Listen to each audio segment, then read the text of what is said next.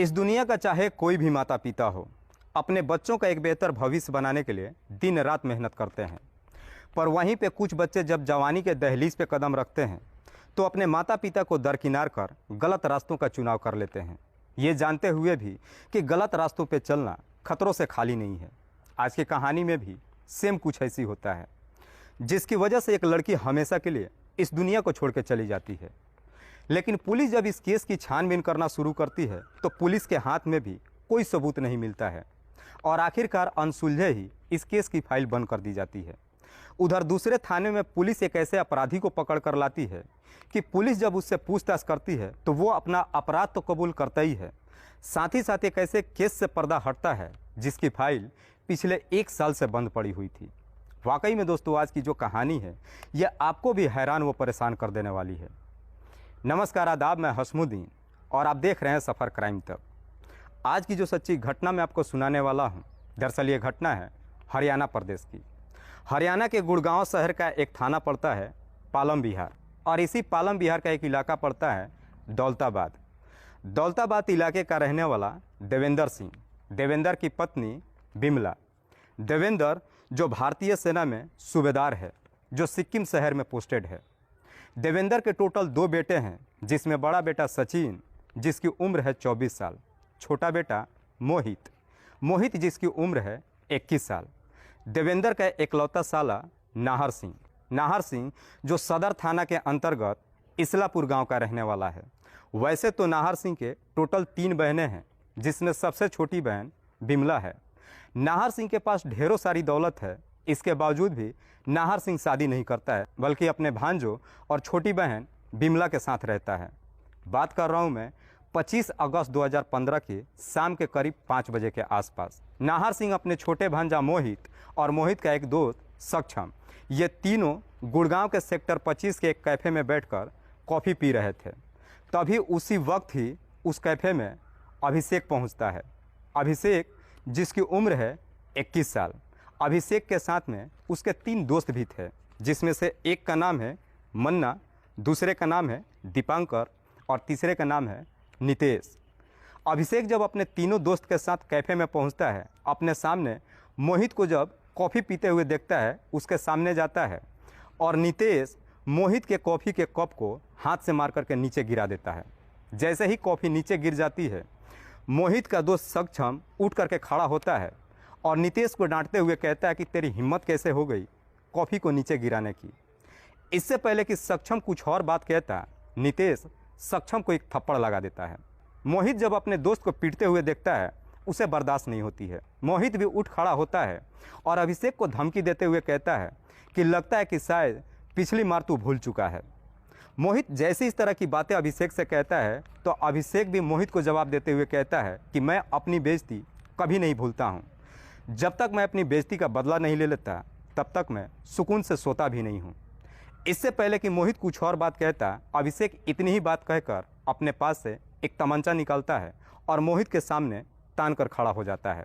मोहित जब अभिषेक से झगड़ने की कोशिश करता है, अभिषेक एक पर एक मोहित के ऊपर कई गोलियां चला देता है, जिसकी वजह से मोहित की घटनास्थल पर ही मौत हो जाती है।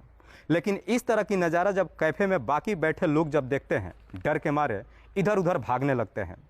नाहर सिंह भी जब अपने सामने अपने भांजे को इस हालत में देखता है, दहाड़े मार करके रोता है। इससे पहले कि इस बात की सूचना पुलिस को दी जाती, अभिषेक अपने सारे दोस्तों के साथ मौके से फरार हो जाता है। तब जाकर नाहर सिंह इस बात की सूचना नज़दीकी थाने में देता है। पुलिस अपने टीम के साथ घटनास्थल पर पहुंचती है। पुलिस जब अपने टीम के साथ घटनास्थल पर पहुंचती है तो सबसे पहले मोहित की डेड बॉडी को चेक करती है, तो मालूम चलता है कि मोहित के एक पेट में, एक सीने पर और एक सर पे 3 गोलियां लगी है, जिसकी वजह से मोहित की घटनास्थल पर ही मौत हो चुकी थी। पुलिस सबसे पहले मोहित की डेड बॉडी को अपने कब्जे में लेती है और उसे पोस्टमार्टम के लिए भेज देती है और फिर इस पूरे वारदात के बारे में नाहर सिंह से पूछताछ करती है। चूँकि मामला बिल्कुल साफ था, यह सारा वारदात सीसीटीवी में भी रिकॉर्ड हो चुका था।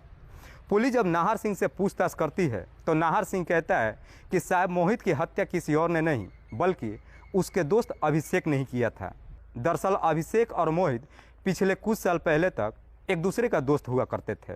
पुलिस नाहर सिंह की ही तहरीर पर अभिषेक और उसके दोस्तों के नाम पर नामजद मुकदमा दर्ज करती है और फिर इस केस की छानबीन करना शुरू करती है। पुलिस इस केस की छानबीन करने के लिए सबसे पहले अभिषेक और उसके दोस्तों के घर पर दबिश देती है उन्हें गिरफ्तार करने के लिए। तो मालूम चलता है कि अभिषेक और उसके सारे दोस्त घर छोड़ करके फरार हो चुके हैं। आखिरकार 28 अगस्त 2015 को एक खबरी के तहरीर पे पुलिस हिमगिरी चौक से अभिषेक और उसके सारे दोस्तों को अपने कस्टडी में ले लेती है। पुलिस जब इन तमाम आरोपियों को अपने कस्टडी में लेकर थाने पहुंचती है, पुलिस अभिषेक से मोहित की हत्या की वजह पूछती है। अभिषेक इस हत्या की वजह तो बताता ही है, साथ ही साथ एक ऐसे केस से पर्दा हटता है जिसकी फाइल 1 साल से बंद पड़ी हुई थी। अभिषेक के पिता का नाम भानमल जो धनवापुर गांव का रहने वाला है। भानमल के पास कई एकड़ ज़मीन है। ये बात है घटना से ठीक 4 साल पहले साल 2012 की। भानमल अपना 5 एकड़ ज़मीन किसी कंपनी को 22 करोड़ रुपये में बेचता है। 22 करोड़ रुपये जब भानमल के घर में आता है, भानमल सबसे पहले एक अच्छा अपना घर बनाता है और साथ ही साथ 2 4 व्हीलर खरीद लेता है। अभिषेक अपने माता पिता का इकलौता संतान है। कहते हैं कि किसी व्यक्ति के घर में अचानक अगर पैसे आ जाए तो अपने साथ में कई सारी बुराइयां भी लेकर के आती है। अभिषेक के घर में जब इतने सारे पैसे आ जाता है, अभिषेक अपनी पढ़ाई छोड़ देता है और फिर उसी 4 व्हीलर से अपने दोस्तों के साथ इधर उधर मटर गश्ती नहीं करता है, बल्कि अय्यासियाँ भी शुरू कर देता है। रोड पे लड़कियों को चलना मुश्किल कर देता है। जब भी सड़क पे कोई लड़की चलती है, अभिषेक और उसके दोस्त उन सारी लड़कियों को छेड़छाड़ भी करते हैं, जिसकी वजह से अभिषेक के ऊपर कई सारे मुकदमा भी हो जाता है। देखते ही देखते अभिषेक अपने इलाके में कई लोगों के साथ में मार पिटाई भी करता है, जिसकी वजह से उसके एरिया में काफ़ी दबदबा भी हो जाता है। इधर नाहर सिंह भी जब अपने भांजों के साथ में रहता है तो नाहर सिंह की सोच होती है कि वो अपने भांजों को पढ़ा लिखा करके नौकरी ना दिलवाए, बल्कि नाहर सिंह सोचता है कि उसके भांजे कितने भी पढ़ लिख लें, नौकरी के अलावा कुछ नहीं कर सकते हैं। नाहर सिंह अपने भांजों को नेता बनाना चाहता है, इसीलिए अपने भांजों के ऊपर ढेरों सारे पैसे खर्च करता है, जिसकी वजह से मोहित अपने मामा के काफ़ी नज़दीक आ जाता है। मोहित भी अपनी पढ़ाई लिखाई छोड़ देता है और अपने मामा से पैसे मांगता है और अपने दोस्तों के साथ मटर गश्ती करता है। नाहर सिंह अपने भांजे को एक दिन में इतना पैसा देता है जितने पैसे में एक मध्यम परिवार पूरे 1 महीने का अपना खर्चा चला सकता था, जिसकी वजह से मोहित भी काफ़ी बिगड़ जाता है। उस वक्त मोहित और अभिषेक दोनों दोस्त हुआ करते थे।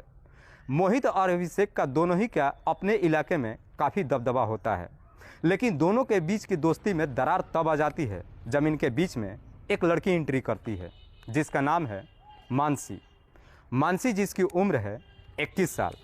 मानसी के पिता का नाम फकीरे लाल तो वैसे बिहार का रहने वाला है, लेकिन गुड़गांव के सेक्टर 4 में एक किराए का कमरा लेकर अपने परिवार के साथ रहता है और एक प्राइवेट कंपनी में नौकरी करता है।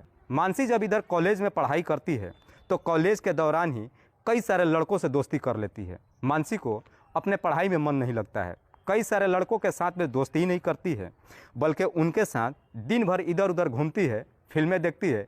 कई सारे लड़कों के साथ में उसका संबंध भी चलता है।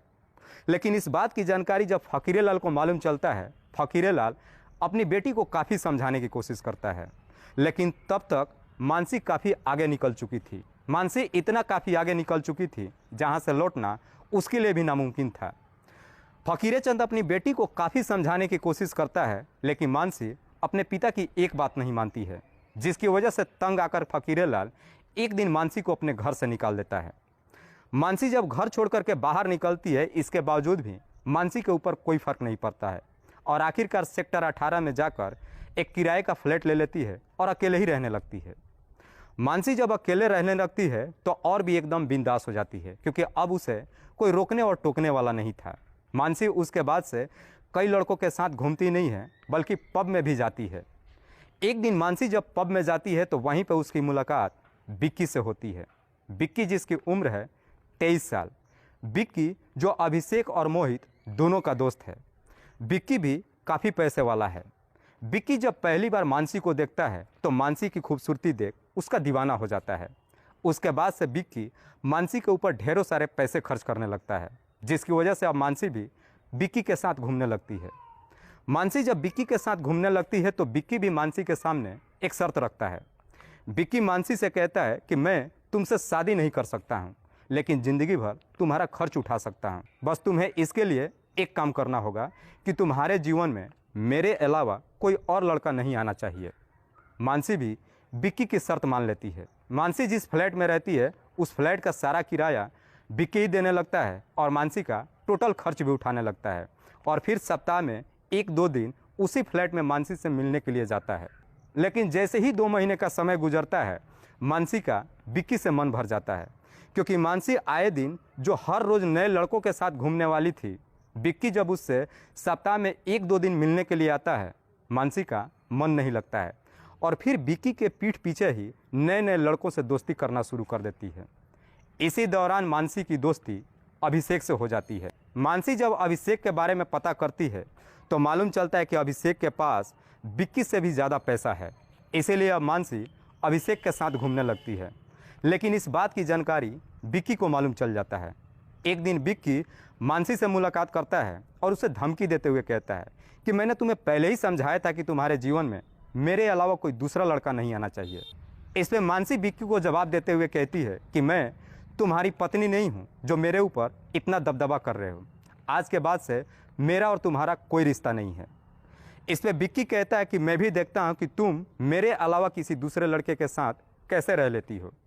विक्की धमकी देकर वहाँ से वापस तो चला आता है, लेकिन मानसी को इस धमकी से कोई फर्क नहीं पड़ता है। मानसी और अभिषेक जब दोनों एक साथ रहने लगते हैं, अभिषेक मानसी को दीवानों की तरह चाहने लगता है और आखिरकार मानसी से शादी करने का फैसला कर लेता है।